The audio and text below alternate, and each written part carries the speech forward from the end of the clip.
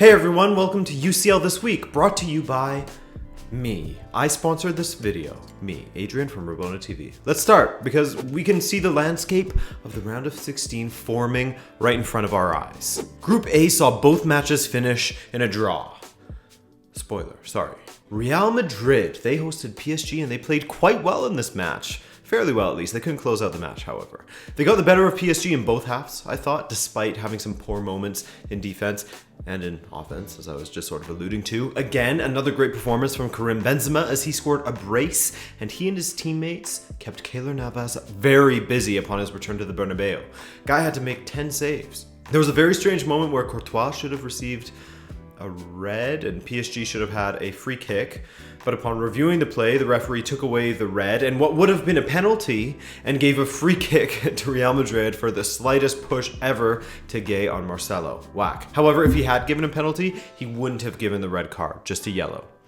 I can understand it was given since under VAR rules it was technically the same phase of play, but it just seems so soft. If the referee didn't think that it was a foul in real time, then it probably wasn't clear and obvious enough, and any bit of contact played in slow motion can look bad, but that's just me. That aside, in the 81st minute, PSG pulled one back through Mbappe just 2 minutes after Real Madrid had scored through Benzema. Varane looking shaky in the Real Madrid back line. Guy hasn't been himself for Real Madrid for a while now. He's still decent for France, I find. 2 minutes later, a great driving run forward from Neymar ended with Sarabia, the former Sevilla man, absolutely lashing it into the top corner. 2-2. Real had a few chances to win it after, but couldn't pull it off. Most notably, Gareth Bale from a free kick coming off of the post in the 94th minute. 2-2 the final. The other match saw Club Brugge and Galatasaray play out to a 1-1 draw, meaning that the only thing to decide in this group is who gets Europa League and who is eliminated. It's already confirmed that PSG have won, with Real Madrid in second. In Group B, the scenario was quite simple. If Bayern and Tottenham win their matches, they're through to the knockout stage. Well, in Bayern's case, as they were playing away to Red Star, they smashed them. They destroyed them, thanks to their incredible striker, Robert Lewandowski.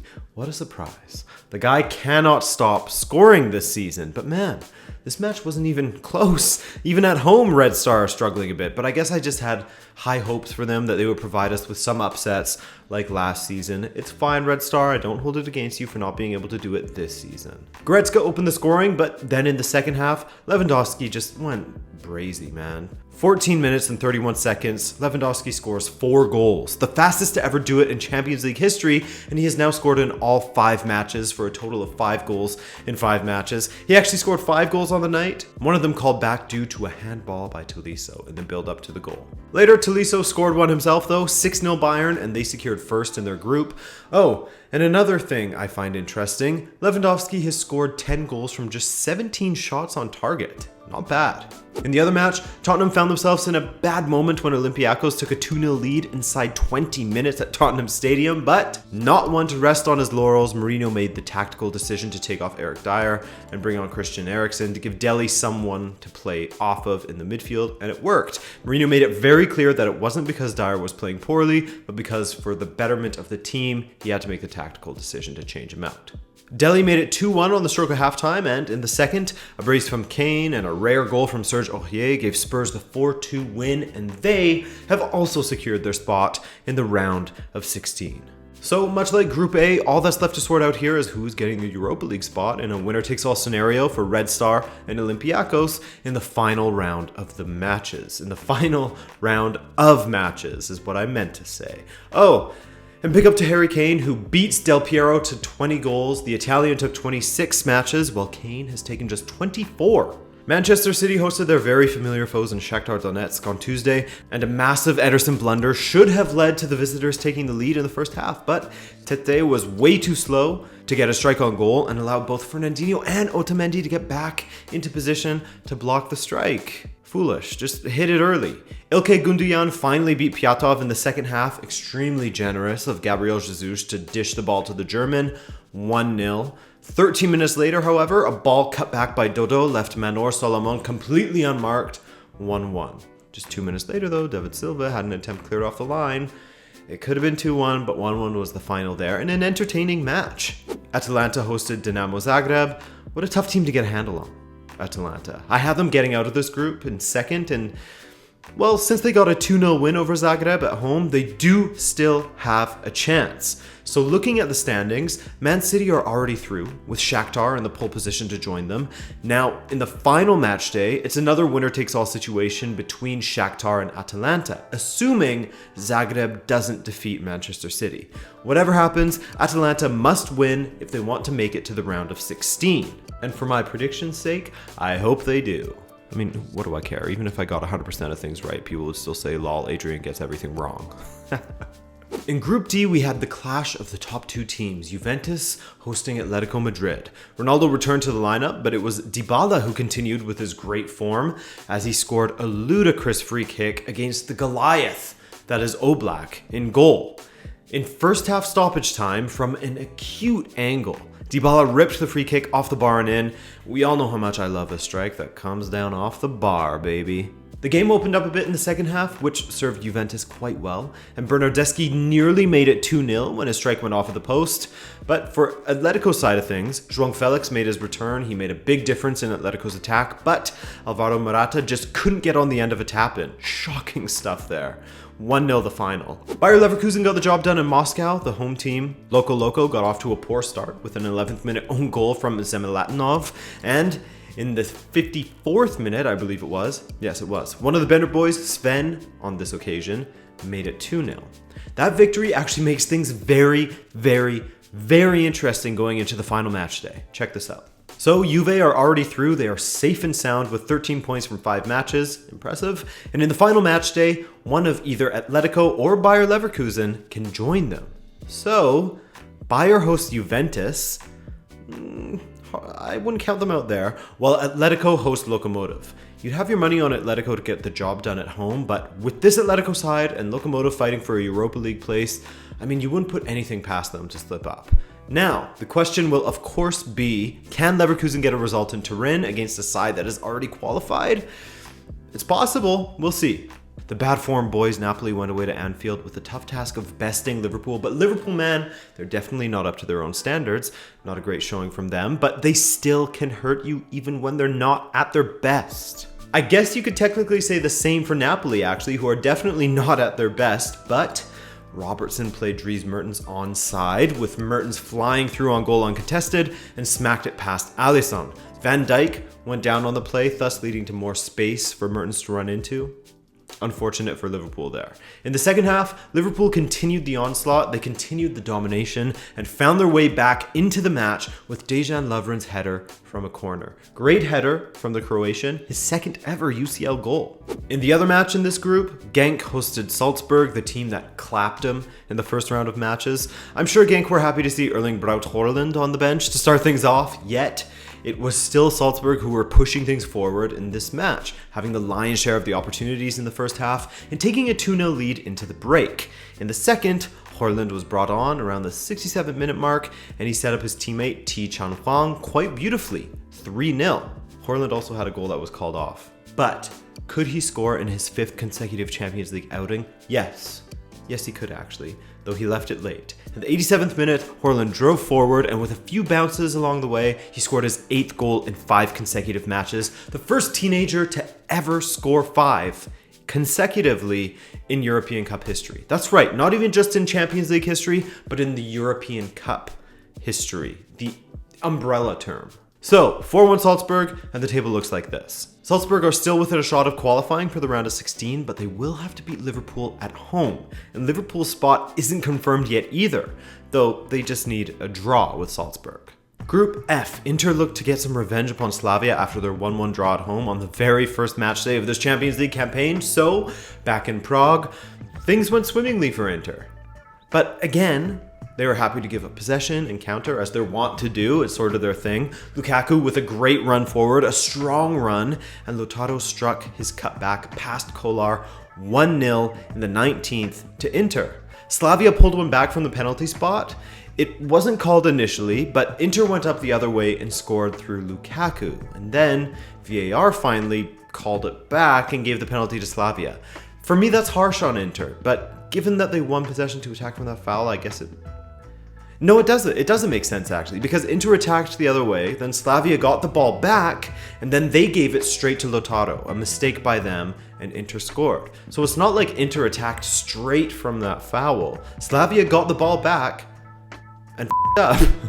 I don't know. I don't think that's fair to call that back if the team actually got the ball back and then made their own mistake to concede. Anyway, Lukaku would get his in the 81st minute after Inter had hit the woodwork twice, the game-winning opportunity coming thanks to a slip by Friedrich in defense, and Lukaku could round Kolar and finish into the empty net. He wasn't done with this match yet though, as he played setup man once again for Lautaro with a ridiculous outside of the boot cross, and Lautaro hit it on the half volley before it even bounced. 3-1 Inter, sublime assist, sublime finish. The other match was between Barcelona and a slumping Borussia Dortmund. After Griezmann had made some comments in the media that show he isn't necessarily in the best headspace at Barcelona at the moment, he was dropped to the bench to start. But Lionel Messi took over this match completely for Barcelona, so they could just relax, as is the custom for them, and he first set up Suarez in the 29th, then 4 minutes later, Suarez set up Messi, 2-0 at the half, massive mistake from Hummels for the second goal, but a great ball from Suarez and a great finish from Messi to pick out that bottom corner. In the second, Griezmann, who came on for Dembele in the first half, shame, injured again, got on the end of a threaded through ball from Messi, and his first time finish was side netting. Great finish, 3-0 Barcelona. Is this the time when he starts to pick it up and play consistently? Sancho would exhibit his great feet later. It's a weird sentence, but he did well to control, get the ball out of his feet, and pick out the top corner. 3-1 Barcelona, another poor performance from Dortmund, and Favre, his days have got to be numbered. I would be surprised if he was sacked on the day after a loss away to Barcelona, but his days have got to be numbered. I at least expect him to be able to see out the Champions League campaign, perhaps. Dortmund do still have an opportunity to go through as they are level on points with Inter, and they still play Slavia at home on the last match day, so you gotta like their odds. Inter, they play at home against Barcelona. Barcelona, they're already through to the next round now. Okay, Benfica versus Leipzig. Here's what I'll say from the top. Very positive performance until the last 15 minutes or so. Nice to see our strongest lineup, or at least a very strong core of players out on the field for a match in Germany, where we are usually rolled over by the Germans. But nah, man, it was a great display from Benfica for most of the match. Leipzig were really off of their game, despite them being on a 5-match winning streak across all competitions. But Pizzi gave us the lead in the first, and Vinicius doubled it in the second half, taking advantage of a slip. Leipzig pushed hard in the second, but Benfica, to be honest, put on one of their best defensive performances I have seen all season. Everyone was superb, namely Ferro and Odi. Leipzig thought that they should have had a penalty when Grimaldo came into contact with Nkunku in the box. It looked very similar to the Marcelo and Idrissa Gueye foul, but it wasn't given this time. Not considered to be a clear and obvious error by the referee, which, call me biased, but I think was the right call in the end. However, they were awarded a penalty when Ruben Dias's arm went across Schick's chest and Willany went down. Forsberg dispatched, and then 9 minutes were added on from Gulassi getting injured earlier. When I saw there was 9 minutes and we had a 1-goal lead in Germany, I knew we were I knew it. And Forsberg was left unmarked, and Forsberg drew Leipzig level with a free header. I knew it. Lyon went away to Zenit, St. Petersburg.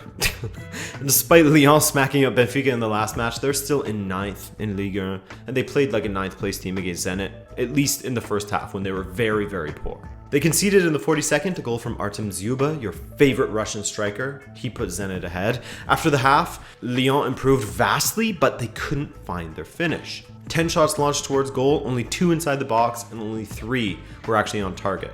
After they expelled all that energy that they could, they gassed out, and in the final 10 minutes, and Ozdoez added a second for Zenit. 2-0, the final. So, the standings. Benfica are bottom and out of the competition, while Leipzig have secured their qualification into the round of 16. Next, Benfica plays Zenit, while Lyon takes on Leipzig.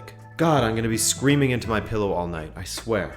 Benfica eliminated. We have a shot at Europa League, but we got to win by a couple of goals and hope that results go in our favor.